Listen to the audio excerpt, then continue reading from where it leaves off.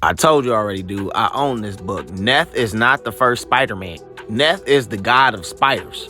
And she is the little sister of Shathra, the wasp goddess. The same Shathra that Peter fought in issue 48 of Amazing Spider-Man. The same issue of the first appearance of Anansi, the first Spider-Man.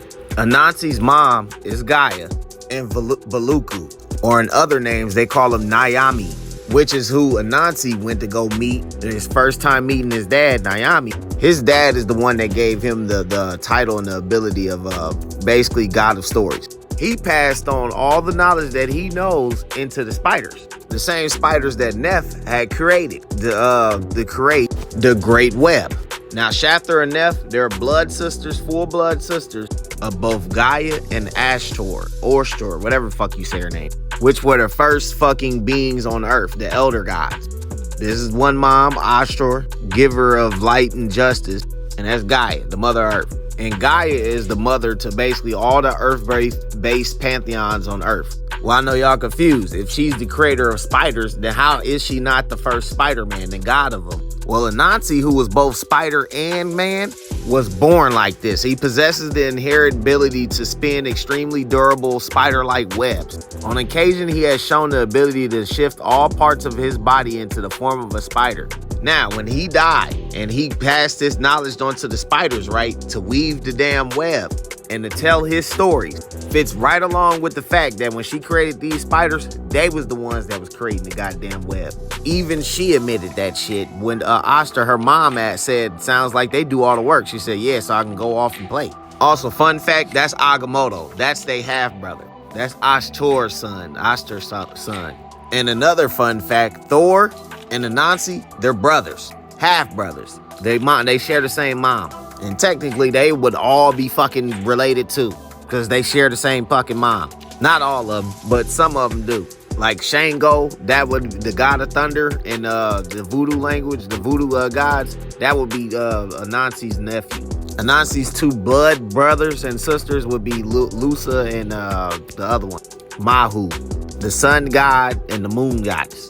Now here goes some fun facts about Anansi. He first was fucking shown way back in Thor issue 398. When Heimdall died, right, Enchantress started to scream.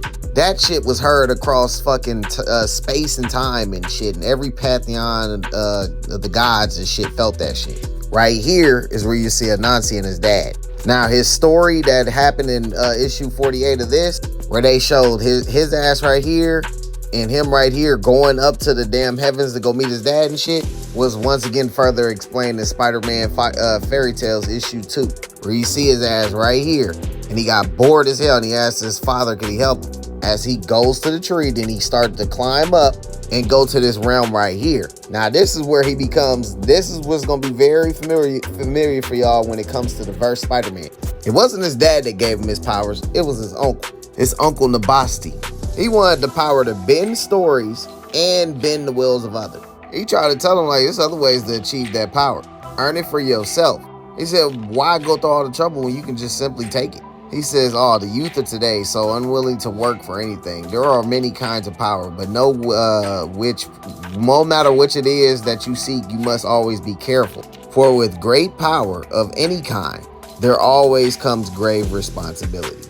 The only thing we have on Neith, right, is this issue, where while Spiderling was on the Great Web, right, and she had said, what the fuck's up with this strand right here? The primordial strand, letting us know the first web ever spun. She was the one that created the multiverse, the Spider-Verse. By creating the spiders, Anansi had passed the knowledge to creating the Great Web. As she says, they do all the work, so she can go play Neith. Then in his last appearance, which was in Spider-Verse Unlimited, issue 53, when Miles Morales was fighting him, the first Spider-Man, he was taking their powers away. And he was testing their ass. This is, we seeing it from Miles' point of view, because he took their powers because he got tired of seeing them suffer. But they didn't give a fuck. They wanted to have them powers. They wanted to help people. They would never give that type of life up, that fucked up ass life Spider-Man go through. That's all he needed to hear. And like I said, they was all getting tests like that. They all fought them. They all thought that they was the last ones that had to fight them and had to give up their power to save everybody else. He said that shit to all of them. He is their God. He needed to know that they wanted them lied, that the powers he bestowed upon them wasn't a burden. He wanted their stories to be more than misery and pain. But they all made him proud as he left. Gwen ain't even from the 616. She's from Earth 65. She's currently a part of the 616, but even her ass got her powers and shit took because he is the god of all Spider-Man, which is why this book was called the Spider-Verse book. And he was the god of all they ass. Not Neith. She's the god and the creator of the Spider-Verse, basically. And spiders.